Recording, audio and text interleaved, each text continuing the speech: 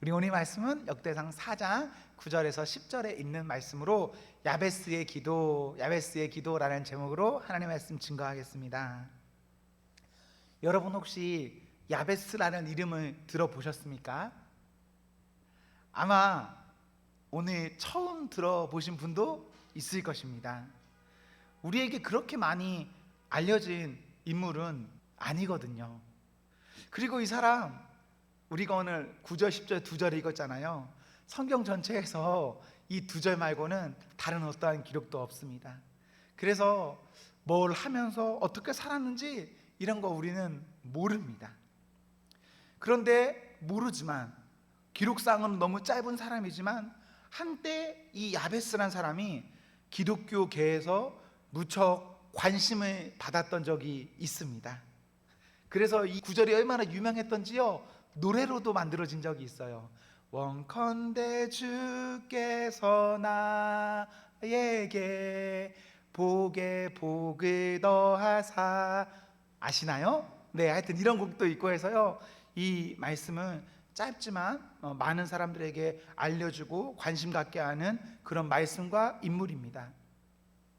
왜 두 절밖에 안 되는 사람, 야베스라는 이 사람 왜 인기가 있었냐, 왜 관심을 받았냐, 왜 그랬냐면요, 브루스 위키스라는 사람이 이 야베스라는 이름으로 책을 썼습니다. 책 제목이 야베스의 기도입니다. 내용이요, 일단 책이 얇아요. 쉽습니다. 그리고 읽으면 많은 사람이 쉽게 공감할 내용이었는데요, 이 사람이 던진 질문 때문에 이 인물이 많은 사람에게 알려지게 되었습니다. 어떤 질문을 던졌냐? 오늘 본문을 한번 눈으로 보십시오. 왜 이 사람은 두 줄이지? 왜 이 사람은 구체적이지? 이런 질문을 던졌습니다. 오늘 본문의 기준으로는요, 그 앞과 뒤를 보십시오. 어떻습니까? 내용이 지금 족보를 다루고 있는 부분이라서요, 사람의 이름은 한 번 언급하면 그냥 끝나요. 누가 누구를 낳았다, 누가 누구를 낳았다, 누가 누구를 낳았다 하면 그냥 끝나고 그냥 쫙 지나가는 겁니다. 눈으로 보시면 그냥 너무 티가 나죠? 전체가 그렇잖아요. 그런데 야베스의 경우는 유독 존귀하다, 이름의 뜻이 무엇이다, 출생이 어땠다, 그가 기도했다, 뭐 이런 내용까지 기록되어지고 있습니다. 브루스 위킨스의 이런 질문을 듣고 이 내용을 보면 뭔가 한 번 더 생각하게 됩니다. 왜 다른 사람은 이름 한 줄, 이름 한 번 언급됐는데 왜 야베스는 두 절이나 기록되어 있을까요? 야베스, 오늘 성경 본문에 딱 한 번 나오는 인물이기 때문에 이 사람이 뭐가 이렇다 저렇다 구체적으로 말하기는 어렵습니다. 정보가 없거든요. 하지만 오늘 짧은 본문을 통해서도 야베스는 우리가 한번 생각해 볼 충분한 필요가 있는 그런 사람입니다. 먼저 9절 초반절에 보시면요, 야베스는 그의 형제보다 뭐라고 말합니까? 귀중한 자다라고 기록하고 있습니다. 이 말은 다른 형제들과 비교했을 때 더 낫다, 더 훌륭하다, 이런 말이죠. 이런 말이에요. 이 사람이 다른 형제에 비해 귀중할까요? 뭔가 특별한 게 있나요? 일단 이 사람은 시작점에 있어서는 특별하지 않아요. 좋은 게 없습니다. 오히려 불행합니다. 왜 그렇습니까? 계속해서 9절에 보십시오. 야베스라는 이름의 뜻을 말하고 있는데 그 뜻이 뭐죠? 이거 어머니가 말하고 있는 거예요. 그 뜻이 뭐냐면 내가 수고로이 낳았다라는 의미입니다. 야베스는 태어날 때에 어머니가 그 아이를 낳을 때 출산의 과정이 매우 어려웠거나 아니면 그가 낳을 때쯤에 가정 형편이 너무 어려웠을 수 있습니다. 그래서 그런 이들로 어머니는요 힘들었고, 어머니가 그의 이름을 낳고서 야베스라고 지은 거예요. 내가 너 힘들게 낳았어, 수고롭게 낳았어. 이거 뭔가 좀 안타깝지 않으세요? 여러분이 야베스라고 생각해 보십시오. 내가 태어날 때 엄마가 무척 힘들었다. 뭐 그거야 그럴 수도 있겠죠. 힘들었을 수 있어요. 그런데 그렇다고 해서 엄마가 내 이름을 가지고 야베스라고 부르면, 힘들었다라고 부르면, 수고로웠다라고 부르면 어떨까요?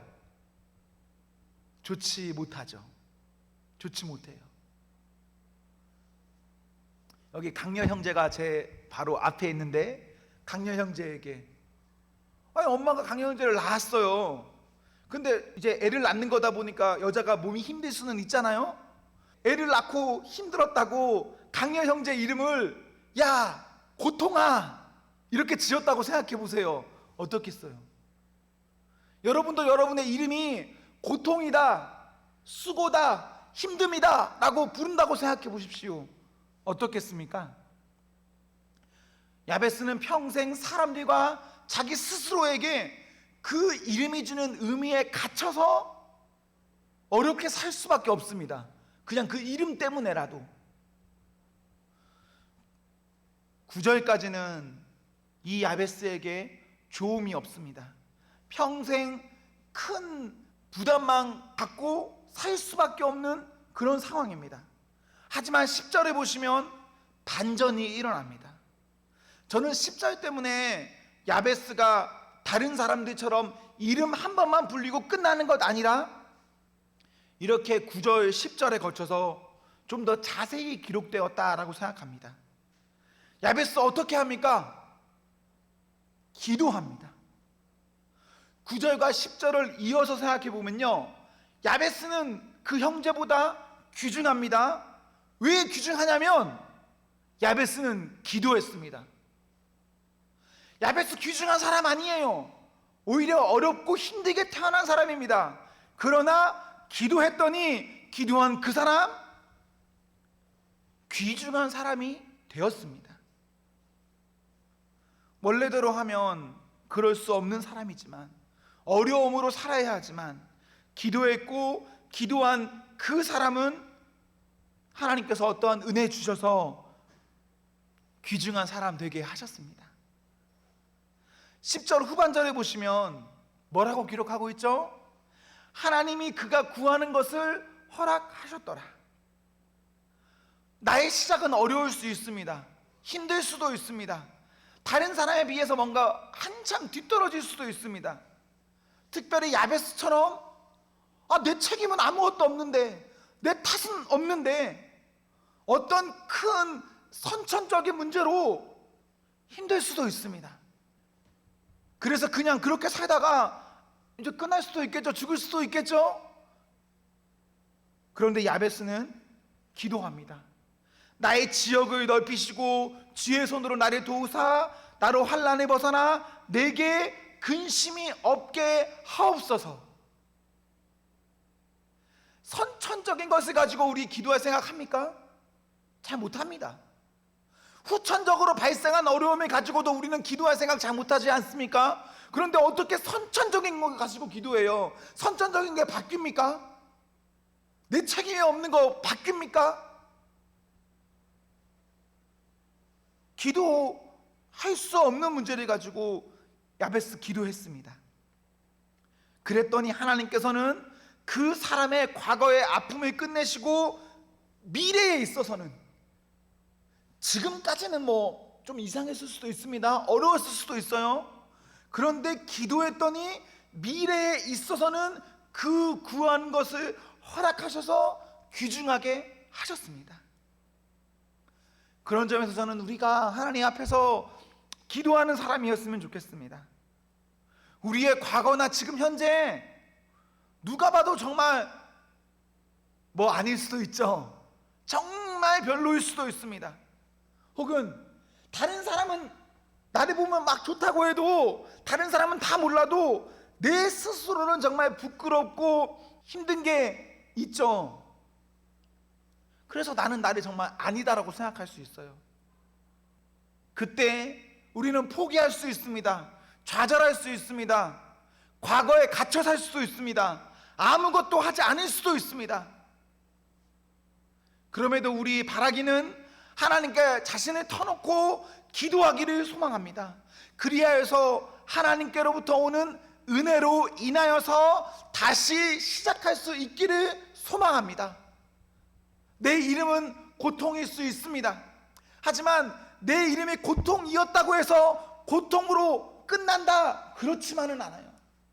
고통이었지만 하나님 앞에서 기도하면 그 고통이라는 이름이 고통으로 끝나는 것이 아니라 오히려 기쁨이 될 수도 있고 희락이 될 수도 있고 사랑이 될 수도 얼마든지 있습니다.